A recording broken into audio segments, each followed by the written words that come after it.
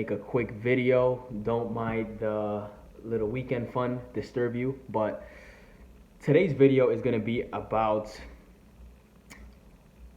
I forgot. Wait, no, I have it. So just what I've been experiencing these past couple of days and how freeing life has been for me, and how you can experience the same thing, really being in harmony with your life, in alignment with your goals, with the things that you're doing in life. And some of the things that I've become, and it's not about my life being perfect. You know, I don't have the perfect life. I definitely have certain things that I'm working on every single day, certain changes that I'm experiencing it emotionally, physically, everything. In every fucking way of life, I'm getting stretched every single day, especially because I challenge myself every single day to grow to be a specific person every single day, to become better every single day. And it's such a relief to understand that you're not fucking perfect, but you could push to be the perfect person. You could push to be the best version of yourself, the best you can be. And what's more freeing is not that realization, because that's a little cliche, right? Oh, you're not perfect, right? The realization of becoming aware that the pieces are all coming into place. The realization of being aware that as you travel on through life, that you're going to be okay if you hit any inconveniences down the road, because you're focused on the solution.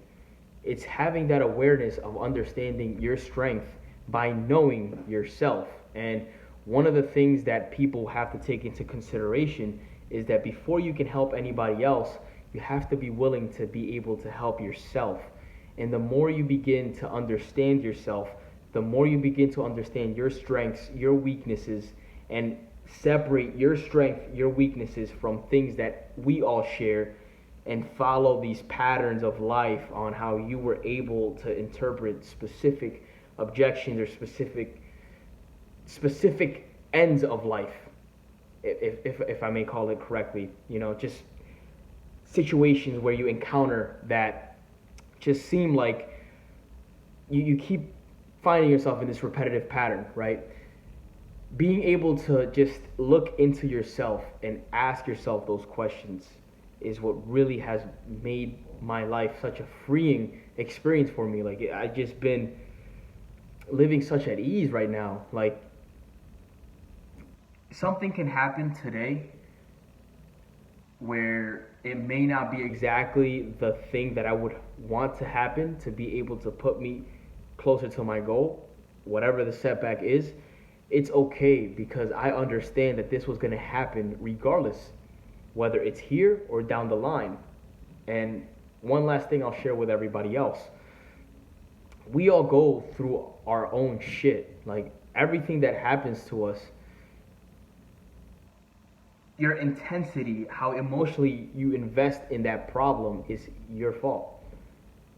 You have control over that. So if something happens to you today or tomorrow, and you emotionally invest in that thing so strongly that you become attached and you experience a specific phase where you become so sad, so depressed, you begin to label yourself as something is wrong with you, and you begin to identify yourself as becoming the problem, that's where the problem lies. And I wanted to share this and give a shout out to my mentor, Brian Casella, because he gives a great example with people that think that they're extrovert and people that think that they're introvert. And the reason why I say it like that is because I look at my life, and there was points in my life where I didn't feel like talking to anybody. Does that mean that I'm introvert? No, it just means that at that given time, I just wasn't fucking talking to anyone. Now that I'm a lot more social and I'm communicating more freely with individuals, it feels like I'm an extrovert, right? So now I'm an extrovert. It's the same shit. So if you're experiencing something and you want to change it, it's that easy. You can change whatever you want. And what I mean by that easy is that you don't have to complicate it in your mind. You can make it as simple as possible for yourself to be able to make that change, whatever that is. So we really have to start taking responsibility for our actions. We have to start taking responsibilities for the things that we want in life, and we have to take responsibility for the things that happens to us or happens for us. You know, that's the main thing. Stop being the victim of past experiences. Stop letting those things define you. You are not your mistake, or you are not the mistake that happened at the specific moment. Those are the things that we look at and we learn from. So don't identify yourself as becoming that thing that you hate, because then you're going to start hating yourself, and you're going to feel like your life is a mess. You're going to feel depressed. You're going to feel like just all the negative states, all the negative emotions. Instead, start to become grateful for the things that you have, for the things that you are going to acquire. Start to be a little bit more optimistic. You know, I'm not talking about that jolly bullshit that you see all of these positive talks or whatever it is. You guys know what I'm talking about. I'm speaking about being more grateful for life, because when you're more grateful, the gratitude states puts you in a position where you're more open to receiving. So that's my message for today, guys. And actually, before I forget, hold yourself accountable and keep your word, because that is what glues everything together.